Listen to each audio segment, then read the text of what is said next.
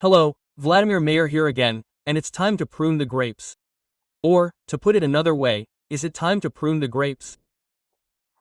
So, I'm getting, questions, messages, calls, and the conversation goes something like this. Volodya, can I prune the vines now that I don't need for training next year? Right now, I can go get some pruning shears, trim everything, and leave a vine for myself. Then, I'll cut the fruiting vines to 5 to 7 buds, and, basically, I'll go to rest. I always answer this question. No, you can't do that. But, now I want to go into detail about this, explain it to the young people, to the beginners, and maybe even to those who are not young people, but also new to viticulture, and explain why this shouldn't be done. It's September 28th on our calendar. Look, I've got some ripening, drooping growth. And now, practically 100%, plus even the excess, the stuff we don't need, everything has ripened. This is my young vine, it was 100% frozen. I tried to protect it from over-fertilization. 2 shoots turned out bad, almost on the verge of over-fertilization. The rest grew normally. I loaded them well, gave them phosphorus, gave them magnesium, and got magnificent growth, a good vine. The bud formation is simply, fantastic. The buds have set like crazy. And now I'll explain why it's impossible at this point to, say, remove all the overhanging growth, remove all the thin shoots, take the shoots we won't need for the branches, because here I only need 4 shoots. Why can't this be done? So, the physiology of grapes, is designed in such a way that all the nutrients and, as we say, plasticity, are everywhere, along the entire length of the vine. Not just on thick vines, for example, and not just in the roots or the head, bushes, or branches. It's all over the vine, in every piece. Even in a side shoot, even a thin side shoot, there's nutrition everywhere, accumulating over the course of the season. We have ultraviolet light, photosynthesis. The leaf processes the nutrients that the root took up, pumped into the leaf, processed through photosynthesis, and then returns them to the vine. Some of it stays in the vine, and some migrates back down the vine to the roots, to the branches, that is, as plastic. When the first frost hits outside, the leaves begin to fall, and the vine begins to pump all that excess plastic from those shoots back into itself.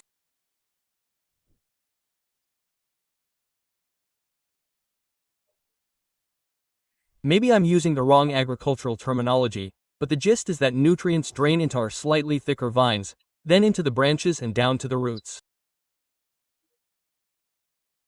So, what do you do, the process? How do you disrupt that process? You take your pruning shears in September and go and prune, I need 6 buds on a fruiting vine. I count 6 buds, bam, cut it off. If your bush is, 15 years old, with a bunch of shoots, then, in principle, it will more or less skip this procedure. It will have accumulated a lot of nutrients because it has so many shoots. If you have a young bush, or like my bush after a frost, then by pruning the entire vine, you've cut off that percentage of the vine, that's how much you've deprived the bush of nutrients. So, let's say you took that bush and pruned it back by 70%. So, you removed 70% of the nutrition that was intended for the winter, for overwintering, for a successful planting, and you removed it. Well, of course, I could be wrong in the numbers, because I haven't kept any precise counts. There are scientific papers on this topic, but they need to be read carefully, studied. The idea is that until your leaves have fallen, you don't prune anything. Well, let's say there's an exception. Look, let's take this vine, yes, the drooping growth. It's a thin vine, it's not mature yet, the leaves haven't formed. Yeah, no problem there. That would be a late pruning, and it won't do any good to the bush. Well, if this little piece is bothering you, if mildew is growing there, take your pruning shears, turn them around, snip, throw them away, put them away, create a little space there, give them a break, or something like that, I don't know what to call it.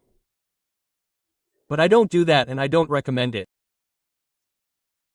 If you already have the opportunity to prune and you want to do it and do it correctly, then it should have been done back in early August, when this shoot was just developing. And the point of removing this shoot was to transfer nutrition to the formation of these buds, to the formation and rapid maturation of the vine, to the accumulation of nutrients. At this point, this will lead to nothing. I hope you understand.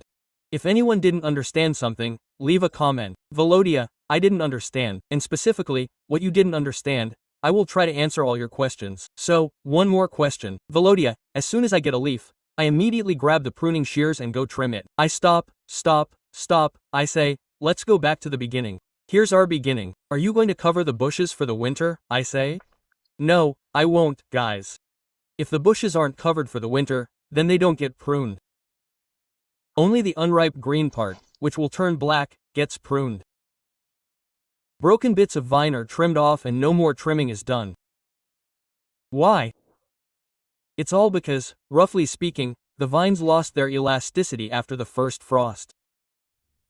But if we have an unstable winter or, on the contrary, a very harsh one with significant frosts, the bush will definitely breathe, it will definitely lose nutrients, and it starts taking nutrition from these thin tips, well, the ripened ones, of course. And so gradually, the more unfavorable the conditions, the more nutrients it will immediately take. A bud will die here, a bud will die there, and the nutrients will go further. If all goes well, then there will be living vines here too. This is your reserve, this is your guarantee, this is your pass, this is your pantry, this is your power bank for your bush. This is a storehouse of nutrients that will help the bush survive the winter and endure all those thaws and unfavorable fluctuations in positive and negative temperatures in winter. If you cover the bushes, then as soon as a leaf falls off, a petiole falls off, a petiole, that's what's called a petiole falls off. That's it, grab the pruning shears and go. The exception is those regions where winter practically never comes. In these cases, of course, we look at the calendar. For some, this begins on November 5th 10th or 15th. Even if there are leaves, we start pruning the bushes. But these are already extremes. This is already in those regions that really may not see any frost at all for the entire winter, or just 1 or 2 frosts. If we cover, we prune. If we don't cover, we don't prune. Only sanitary pruning.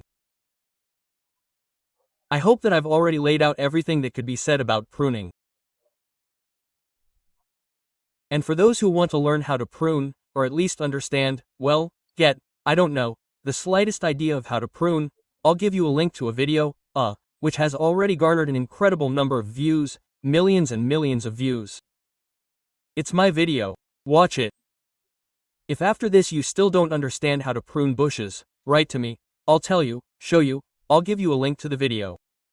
1-year-old, 2-year-old, 3-year-old. Basic pruning without any cordons, without any hassle. Just pruning for, how to say, beginners. If you're wondering what this is, it's an air layer. It's closed, so you can't see if there are roots, but I hope everything will be fine. And there will be a little bush for my friend Roman. That's all, thank you all, and see you next time. Give us a thumbs up and subscribe to our Telegram channel. See you next time, bye.